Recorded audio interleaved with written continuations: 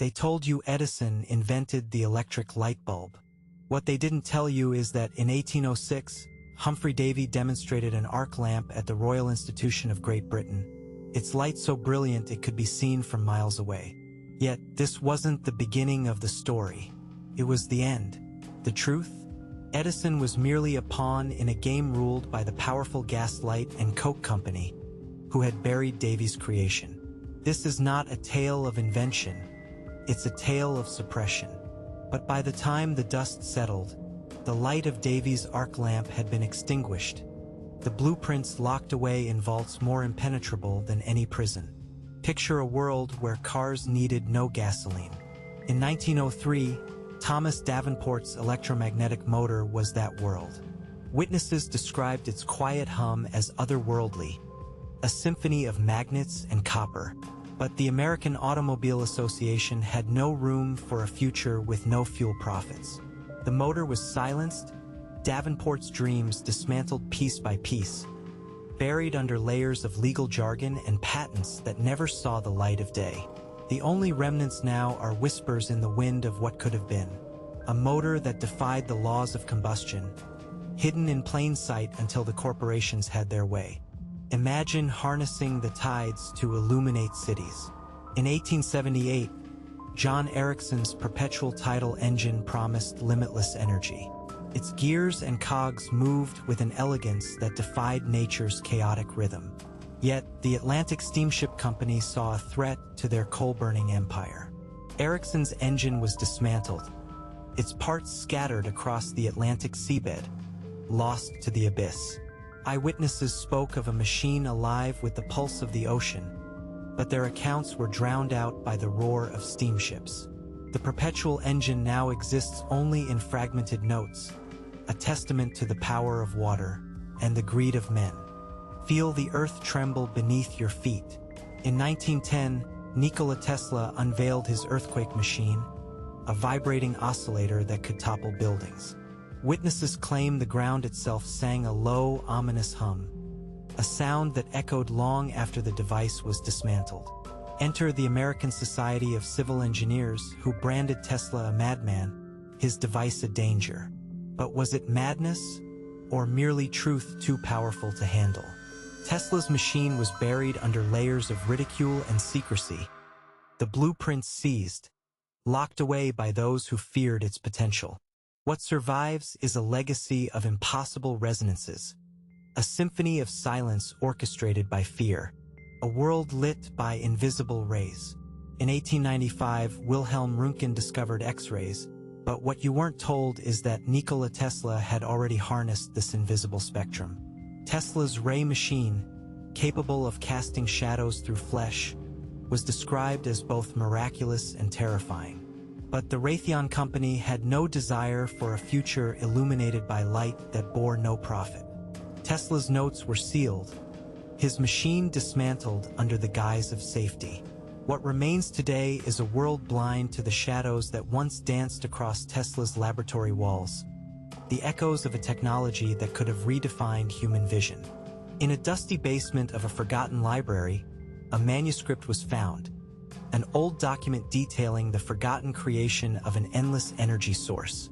In 1875, a man named Johannes Wörten, an obscure German inventor, claimed to have designed a machine that defied the laws of thermodynamics. It was said to run on ambient energy, a perpetual motion device that needed no fuel.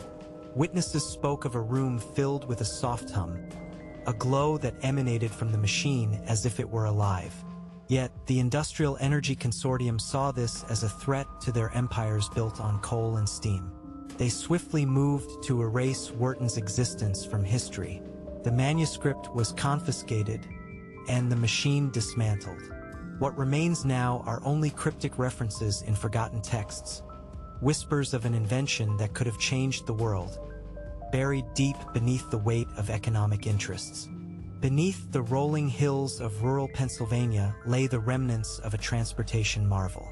In 1890, a man named Silas Brown invented a levitating train using a technology he called magnetic propulsion. Eyewitnesses described a train that floated silently above its tracks, gliding with a grace that seemed to defy gravity itself.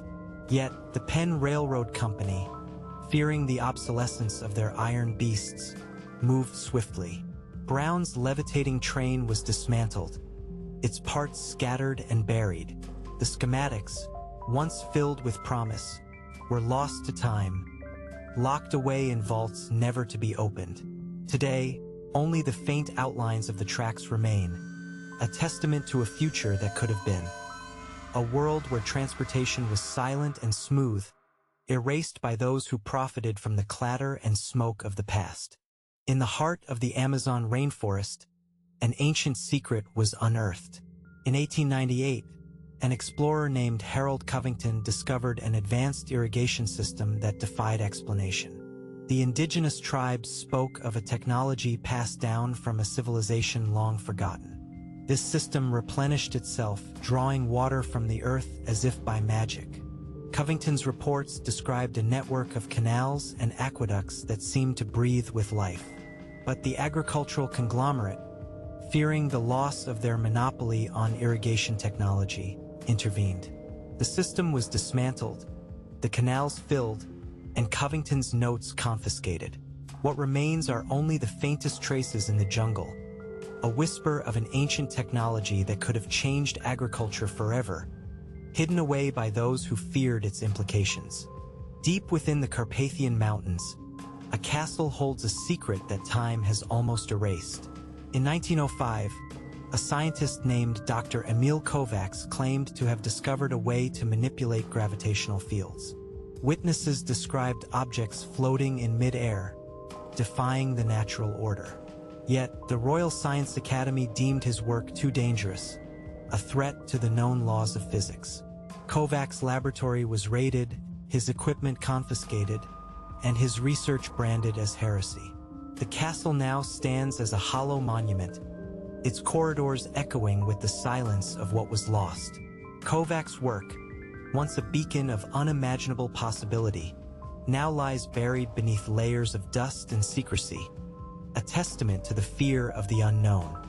In the quiet town of Salem, Massachusetts, a peculiar discovery was made in 1693.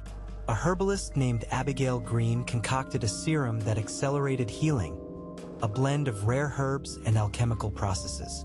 Witnesses claimed to see wounds close before their eyes, a miracle of nature harnessed through forbidden knowledge.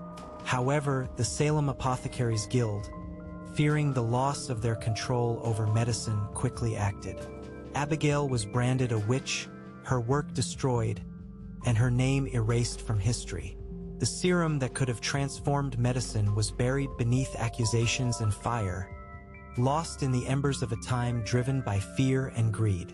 Today, only whispers remain of Abigail's miraculous invention, a testament to the power of knowledge and the fear it instills in those who seek to control it. In the heart of the Austrian Alps, a machine was built that could read the stars. In 1897, astronomer Heinrich von Klugel constructed a celestial device that decoded starlight into sound, a cosmic symphony that connected the heavens to earth. Those who heard it described a music that resonated deep within the soul, a harmony that defied earthly comprehension. Yet, the Astrophysical Society, fearing the implications of such knowledge, silenced von Klugel. His observatory was seized, the device dismantled, and the starlit music lost to time. Today, the mountains stand silent, a testament to the celestial secrets once whispered to mankind, now buried under the weight of silence and forgotten ambition. What remains are only fragmented astronomical notes, echoing with the lost melodies of the universe's voice, a haunting reminder of what was silenced in the name of control. Underneath the bustling streets of Paris lies a labyrinth of forgotten tunnels. In 1908, an engineer named Claude Beaulieu designed a pneumatic transportation system that could move people and goods underground at astonishing speeds. Witnesses described the sensation as if being carried by the wind itself, a journey through the veins of the city, swift and silent. But the Paris Metropolitan Company, fearing the loss of their burgeoning rail network, intervened. Beaulieu's system was dismantled, the tunnels sealed, and his plans locked away. What remains are only the empty echoes of a silent underground, a testament to what could have transformed urban life. A world of quiet and efficient travel, buried by those who feared its potential to disrupt the status quo. Beaulieu's vision now lies dormant beneath layers of concrete, a forgotten dream entombed by greed. In the quiet English countryside, a garden flourished with unnatural vigor. In 1892, botanist Eleanor Bennett discovered a way to enhance plant growth using harmonics, a symphony of sound frequencies that stimulated life. Witnesses spoke of plants growing at astonishing rates, their colors vibrant beyond imagination. Yet, the Royal Horticultural Society, fearing the disruption of traditional gardening practices, moved swiftly. Bennett's garden was razed, her research confiscated, and her findings declared heresy. Today, the field lies fallow, a silent witness to what could have altered agriculture forever. A world where nature danced to the tune of its own frequencies, silenced by those who clung to the past. Bennett's work now remains only in forgotten diaries, a whisper of a potential that was plucked from the earth and buried by those who feared its implications. Deep within the archives of a forgotten university lies the key to a lost language. In 1915, linguist Margaret Ashford decoded an ancient script that was said to unlock the power of the mind. Witnesses described the transformations as miraculous, with individuals unlocking untapped cognitive abilities, their thoughts sharper and more profound. The Academic Council, fearing the upheaval of established knowledge, denounced Ashford's work. Her research was seized, her name erased from academia, and the script locked away. What remains is a language that could have redefined human potential, buried under the weight of academic orthodoxy. Ashford's work now lies fragmented in dusty storage, a testament to the power of language and the fear it instills in those who seek to maintain control over knowledge. In the shadow of the Rocky Mountains, a peculiar workshop once stood. In 1899, inventor Franklin Monroe claimed to have discovered a method of anti-gravity propulsion. Witnesses described objects floating effortlessly, suspended in a dance that defied earthly constraints. Yet, the American Aeronautics Corporation, fearing the loss of their dominance in the skies, took swift action. Monroe's workshop was dismantled, his prototypes seized, and his theories dismissed as fantasy. What remains is a landscape marked by silence, a reminder of what could have redefined flight, a world where gravity was but an illusion, buried by those who feared its potential to upend the established order. Monroe's work now lies hidden in the annals of forgotten patents, a dream of flight beyond the constraints of gravity, silenced by those who profited from its absence. In the windswept plains of rural Texas, a secret was unearthed that defied the fabric of time. In 1902, physicist Leland Hayes claimed to have developed a device capable of glimpsing into the past. Witnesses described images flickering across a screen, showing events long past with a clarity that defied belief. Yet, the Historical Society of America, fearing the disruption of their carefully curated narratives, swiftly intervened. Hayes' device was dismantled, his notes confiscated, and his reputation tarnished. What remains is a field haunted by the whispers of history, a testament to a world where time itself was malleable.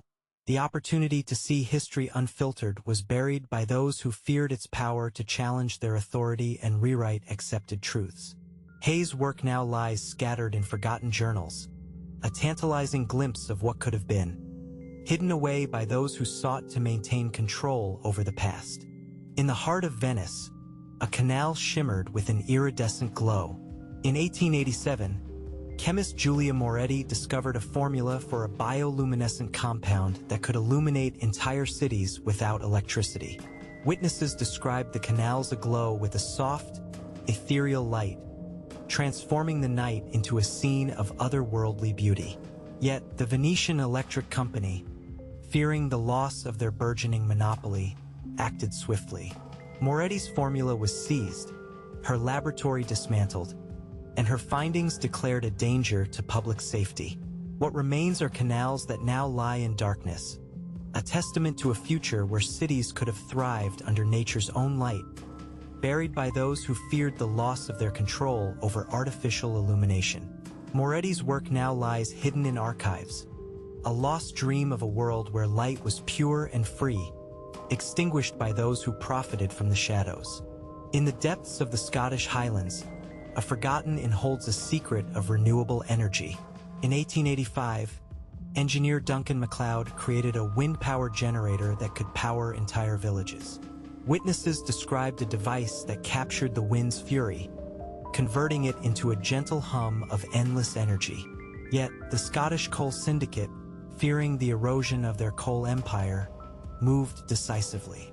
MacLeod's generator was disassembled, his plans confiscated, and his name erased from history.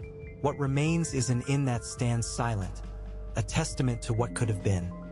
A world where energy was as free as the breeze, concealed by those who feared the winds of change. MacLeod's work now lies buried in forgotten tales, a testament to a vision of sustainable power, hidden by those who profited from the smoke and soot of the past. In a hidden corner of the Bavarian forest, a grove of trees whispered secrets of ancient knowledge. In 1901, herbalist Friedrich Baumann discovered a method to communicate with plants through a series of vibrations and frequencies. Witnesses described conversations with the forest, a dialogue that revealed the wisdom of nature itself. Yet, the pharmaceutical guild, fearing the loss of their medicinal monopoly, acted with haste. Baumann's grove was cut down, his research destroyed, and his findings dismissed as delusion. What remains is a forest that stands silent, a testament to what could have redefined humanity's relationship with nature. A world where plants spoke and people listened, silenced by those who feared the power of natural wisdom.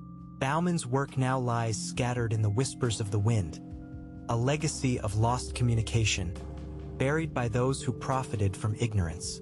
In the bustling ports of New York, a ship once sailed that could traverse the seas without sails or steam. In 1899, Captain Elijah Thompson built a vessel powered by electromagnetic propulsion. Witnesses described a ship that moved with a silent grace, cutting through the water like a knife through butter. Yet, the Maritime Navigation Company, fearing the end of their steamship dominance, quickly intervened. Thompson's ship was dismantled, his theories discredited, and his achievements erased from naval history. What remains is a harbor filled with the echoes of what could have been. A world where the oceans were crossed with ease and silence, buried by those who clung to the past. Thompson's work now lies submerged in forgotten ship logs, a testament to a future of quiet seas, lost to those who feared the tides of innovation. On the misty shores of Ireland, a discovery was made that could have changed human health forever. In 1910, a healer named Aisling O'Connell unearthed a natural compound from seaweed that could regenerate damaged tissues. Witnesses claimed that cuts healed within hours and broken bones knit together in days, an impossibility in the eyes of contemporary medicine. Yet, the Medical Council of Ireland, fearing the disruption of their pharmaceutical industry, moved swiftly. O'Connell's research was seized, her healing practices banned, and her findings discredited. What remains are the rocky shores that once held the secret to rapid healing, a testament to a world of health unshackled from slow recovery, hidden by those who feared losing their grip on medical authority. O'Connell's work now lies lost to the tides, a vision of medical transformation, buried by those who profited from prolonged suffering. In the shadows of the Pyrenees, an ancient monastery concealed a device that could have altered consciousness. In 1907, Father Anselm, a monk and scholar, discovered a method to induce lucid dreams through a mechanical contraption. Witnesses described entering realms of vivid clarity, where the boundaries of reality and the subconscious blurred. But the Vatican, fearing the implications of such exploration, swiftly intervened. The device was dismantled, the monastery sealed, and Anselm's research declared heretical. What remains is a quiet monastery, echoing with the lost dreams of what could have been. A world where the mind was free to explore its own depths, buried by those who feared its potential to challenge spiritual doctrine. Anselm's work now lies hidden in the vaults of forgotten libraries, a dream of expanded consciousness, silenced by the guardians of orthodoxy. On the banks of the Nile, an ancient secret was whispered through the sands. In 1896, archaeologist Thomas Fairbanks uncovered hieroglyphs detailing a solar-powered engine, said to be the key to limitless clean energy. Witnesses marveled at the potential to harness the sun's power, a promise of a future without pollution. Yet, the Cairo Energy Syndicate, fearing the collapse of their oil monopolies, intervened. The hieroglyphs were defaced, Fairbanks discredited, and his discovery buried beneath layers of sand and bureaucracy. What remains is a landscape touched by the sun, a testament to an energy source as ancient as time itself, concealed by those who feared its power to revolutionize industry. Fairbanks' work now lies beneath the desert's shifting sands, a vision of a solar future, silenced by those who profited from darkness. Within the bustling heart of New Orleans, a melody was conjured that could heal the human soul. In 1914, musician Louis Dubois discovered a series of notes that resonated with the frequencies of the human body, promoting healing and peace. Witnesses described the music as transcendent, lifting spirits and mending hearts. But the American Musical Guild, fearing the disruption of their commercial interests, moved decisively. Dubois' compositions were seized, his performances banned, and his work labeled as fanciful. What remains is a city alive with music, yet devoid of the one melody that could have transformed lives. A world where sound was medicine, hidden by those who feared the loss of their market. Dubois' symphonies now lie dormant in unpublished scores, a testament to the healing power of music, buried by those who profited from noise. In the enigmatic hills of Transylvania, a discovery was made that could have redefined communication. In 1912, inventor Ionel Dracula developed a device that transmitted thoughts across distances, a form of telepathy. Witnesses described conversations without words, an instant connection between minds that seemed to defy the laws of physics. Yet, the European Telegraph Company, fearing the collapse of their communication networks, quickly intervened. Dracula's device was confiscated, his patents revoked, and his invention deemed impossible. What remains is a landscape shrouded in mystery, a testament to a world where distance was no barrier to connection, buried by those who feared its power to render their technology obsolete.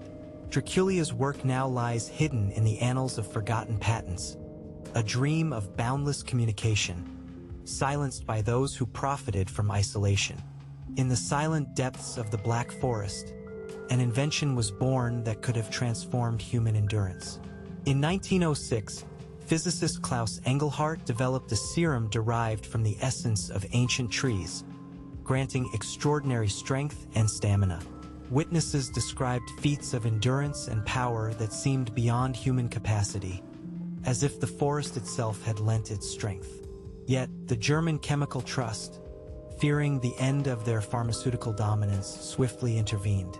Engelhardt's laboratory was dismantled, his serum confiscated, and his research branded as quackery. What remains is a forest filled with the echoes of untapped potential, a testament to a world where human limits were redefined by nature, buried by those who feared the loss of their control over human health. Engelhardt's work now lies hidden in the dense woods, a promise of enhanced human capability, concealed by those who profited from limitations. In the bustling city of London, a clock once ticked that could have changed the flow of time. In 1911, horologist Harold Blake built a timepiece that measured time in a nonlinear fashion, allowing glimpses into the future. Witnesses described fleeting visions of what was yet to come, a dance between time and reality that defied the chrononorms. But the British Chronometry Guild, fearing the disruption of their timekeeping hegemony, quickly acted. Blake's clock was dismantled, his workshop raided, and his theories declared fantastical. What remains is a city bound by traditional time, a reminder of what could have been. A world where time was fluid and future possibilities were glimpsed, hidden by those who feared its potential to alter the fabric of society. Blake's work now lies forgotten in dusty archives, a vision of time unbound, buried by those who profited from its rigidity. On the windswept cliffs of Brittany, a lighthouse once stood that illuminated more than the sea. In 1898, engineer Etienne Laval developed a light that could penetrate fog and darkness, revealing hidden paths and dangers. Witnesses described a light so powerful it seemed to part the very elements, guiding ships safely through impossible conditions. Yet, the French Maritime Authority, fearing the loss of their navigational systems, intervened. Laval's lighthouse was darkened, his light seized, and his innovation declared impractical. What remains is a coastline shrouded in mist, a testament to what could have been. A world where light was a beacon of safety, concealed by those who feared its ability to illuminate the unknown. Laval's work now lies buried in forgotten coastal records, a promise of clarity through adversity, extinguished by those who profited from obscurity. In the vibrant markets of Marrakesh, a spice was discovered with the power to alter human perception. In 1904, trader Mahmoud Al-Fayez stumbled upon a rare herb that enhanced sensory experiences, opening new dimensions of taste and smell. Witnesses described a world where flavors danced and scents sang, a symphony of enhanced perception that transcended reality. However, the Spice Trade Consortium, fearing the disruption of their established markets, acted decisively. Al-Fayez's discovery was confiscated, his stalls dismantled, and the herb declared dangerous. What remains is a market filled with the ordinary, a testament to what could have been. A world where the senses were awakened to new possibilities, hidden by those who feared its potential to transform experience. Al-Fayez's work now lies lost in market lore, a vision of sensory enlightenment, buried by those who profited from the mundane. In the heart of Prague, an alchemical secret was discovered that could have redefined metallurgy. In 1893, alchemist Joseph Novak created a metal that was both lighter than air and stronger than steel. Witnesses described structures that seemed to float, yet were impervious to force, a marvel that defied earthly materials. Yet, the Bohemian Metal Syndicate, fearing the collapse of their iron and steel monopolies, intervened swiftly. Novak's workshop was destroyed, his metal confiscated, and his findings declared impossible. What remains is a city of stone and iron, a testament to what could have been. A world where architecture reached for the heavens, hidden by those who feared its potential to elevate human achievement. Novak's work now lies in the shadows of Prague's alleyways, a dream of levitating structures, buried by those who profited from the weight of the past.